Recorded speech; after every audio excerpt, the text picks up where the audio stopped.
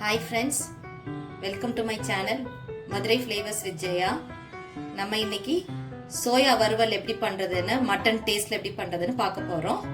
பார்க்கலாம். கொஞ்சம் கடலெண்ணெய் விட்டுக்கலாம். கொஞ்சம் சோம்பு போட்டுக்கலாம். ஜீரகம் கொஞ்சம் போட்டுக்கலாம். இப்போ சின்ன வெங்காயம் கட் பண்ணி பொடிசா கட் பண்ணி வச்சிருக்கேன்.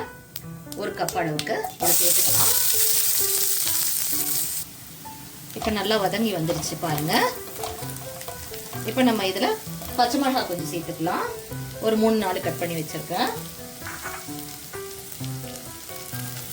கருவேப்பிலை கொஞ்சம் பாதியை போட்டுக்கோங்க. மீதியை லாஸ்ட்ல போட்டுக்கலாம். மஞ்சள்தூள் கொஞ்சம் சேர்த்துக்கலாம். மிளகாத்தூள் 1 ஸ்பூன் சேர்த்துக்கலாம். மல்லித்தூள் 1 ஸ்பூன் சேர்த்துக்கலாம். கரம் மசாலா தூள் 1 ஸ்பூன் சேர்த்துக்கலாம். இது நல்லா வதக்கிட்டுக்கலாம் பச்சை வாசனை போற வரைக்கும். இஞ்சி பூண்டு பேஸ்ட் 1 ஸ்பூன் சேர்த்துக்கலாம். இப்போ இது வதங்குற வரைக்கும் கொஞ்சமாக தண்ணி சேர்த்து இந்த பச்சை வாசனை போகட்டும், கொதிக்கட்டும்.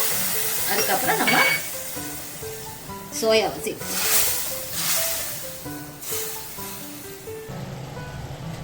இப்போ நல்லா பச்சை வாசனை எல்லாம் போய் நல்லா வெந்து வந்திருக்கு. நம்ம இந்த ஸ்டேஜில் சோயா சங்க்ஸை சேர்த்துக்கலாம். இது பாயிலிங் வாட்டர்ல இந்த சோயா வந்து பாயிலிங் வாட்டர்ல 5 மினிட்ஸ் ஆஃப் பண்ணிட்டு வேக போட்டு எடுத்து வச்சிருக்கிறேன். தண்ணியெல்லாம் இருத்து 2-3 வாட்டி வாஷ் பண்ணிட்டு எடுத்து வச்சிருக்கேன். அப்பதான் அதுல உள்ள வாசனை எல்லாம் போகும். இப்போ நம்ம இதை இதோட ஆட் பண்ணிக்கலாம். எல்லாம் நல்லா ஒண்ணா போட்டாகட்டும். ஹாஃப் லெமன் போட்டுட்டோம்னா சரியா இருக்கும். கொத்தமல்லியை சேர்த்துக்கலாம். ஒரு வாட்டி மிக்ஸ் பண்ணி விட்டுக்கலாம். இப்போ நம்மளோட சோயா வறுவல் வந்து மட்டன் டேஸ்ட்ல அட்டகாசமாக ரெடி ஆகி வந்திருக்கு.